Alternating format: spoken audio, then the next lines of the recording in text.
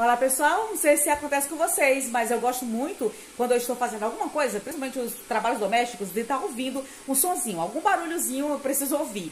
Tem pessoas que já levam o seu fone de ouvido, levam o seu celular para próximo, já escutam suas músicas prediletas, mas eu não. No meu caso eu tenho um rádiozinho aqui acima da minha pia e todos os dias quando eu venho lavar minha louça, fazer alguma coisa aqui, eu ligo meu rádio aqui.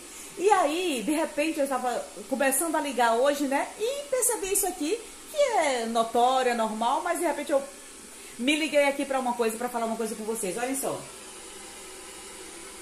Então, claro, vocês já estão ouvindo, né? Um grande chiado no rádio. Por que será que isso acontece? Chama-se interferência. E por que acontece interferência na rádio, né? No rádio? São vários motivos, mas eu vou falar especialmente do manusear o botão.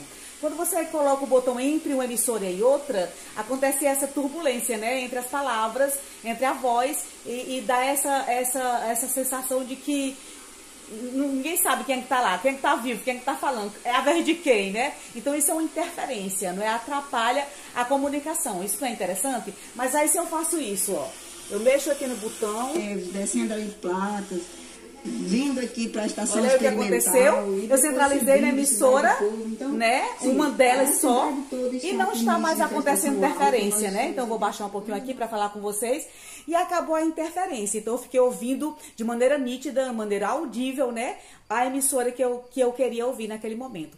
E eu gostaria de associar nesse momento, eu sempre gosto de trazer para qualquer coisa que acontece assim no meu dia a dia, trazer para a nossa vida espiritual, né, alguma mensagem. É a mesma coisa, essa interferência acontece também com respeito à nossa conversa com Deus. Quando a gente está conversando com Deus, eu comecei a associar isso, a gente não deve deixar nem nada interferir nessa conversa com Deus. Todos os dias nós precisamos conversar com Deus.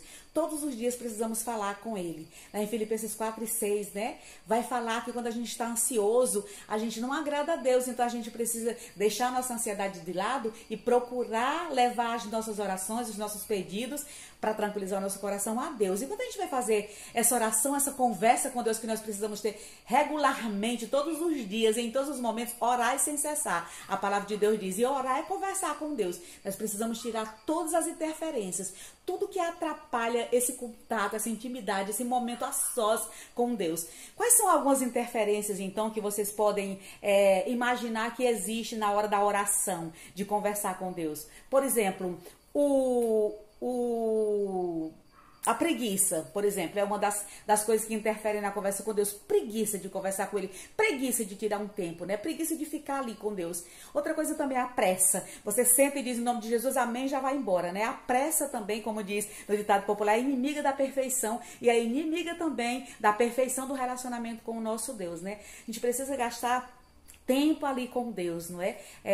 Ludmila Feber tem um hino que diz, é bem interessante esse hino, eu gosto muito dela, né? Que diz assim, alta madrugada vai, já estou deitado mais, ouço Deus me chamar. E aquele hino é muito lindo, chamando Deus nos chama para conversar com Ele, né? E aquelas interferências como, por exemplo, o pecado, coisas erradas, coisas infrutíferas que estão guardadas dentro de nós, né? Que não deve existir, mas que ficam ali também atrapalha, não é? É uma interferência, não é? Que atrapalha a nossa comunicação, a nossa vida de oração com Deus. Existem vários fatores, né? Várias interferências que atrapalham, como, por exemplo, a ansiedade, as preocupações também, não é? Porque quando a gente está ansioso, a gente está muito preocupado, a gente consegue falar só coisas carnais para Deus. A nossa oração vai no teto e bate no teto e volta, né? A gente não tem aquela coisa mais prolongada, mais profunda, não é? Para conversar com Deus, mais exaltando Ele mesmo na beleza da sua santidade.